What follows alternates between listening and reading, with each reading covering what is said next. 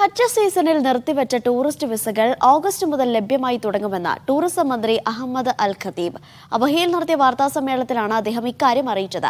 ഇന്ത്യക്കാർക്കും tourism visa ലഭ്യമാക്കുന്ന കാര്യം പരിശോധിക്കുമെന്നും അദ്ദേഹം മീഡിയ വണ്ണിനോട് പറഞ്ഞിരുന്നു. ഹജ്ജ് സീസൺ പ്രമാണിച്ച് ടൂറിസ്റ്റ് വിസകൾ നിർത്തലാക്കിയിരുന്നു. എന്നാൽ അടുത്ത മാസം മുതൽ വിസകൾ അനുവദിച്ചു തുടങ്ങുമെന്ന് ടൂറിസം മന്ത്രി അഹമ്മദ് അൽ ഖതീബ് അറിയിച്ചു.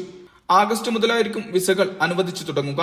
ഗവൺമെന്റ് കമ്മ്യൂണിക്കേഷൻ സെന്റർ സംഘടിപ്പിച്ച വാർത്താ സമ്മേളനത്തിലാണ് മന്ത്രി ഇക്കാര്യം വ്യക്തമാക്കിയത്.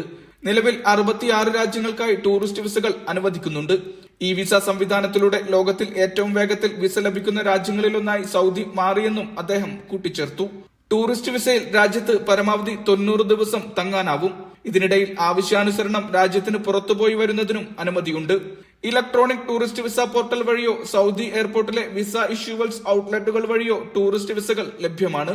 ടൂറിസം മേഖലക്ക് ഉണർവ് പകരുന്ന പ്രവർത്തനങ്ങളുടെ ഭാഗമാണിതെന്നും അദ്ദേഹം വ്യക്തമാക്കി.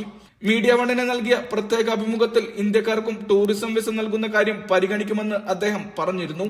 സൗദി ടൂറിസം മന്ത്രാലയത്തിൽ 2 ഓഫീസുകൾ തുറന്നതായും അദ്ദേഹം മീഡിയ വണ്ണിനോട് വ്യക്തമാക്കിയിരുന്നു. Media one, Riyadh.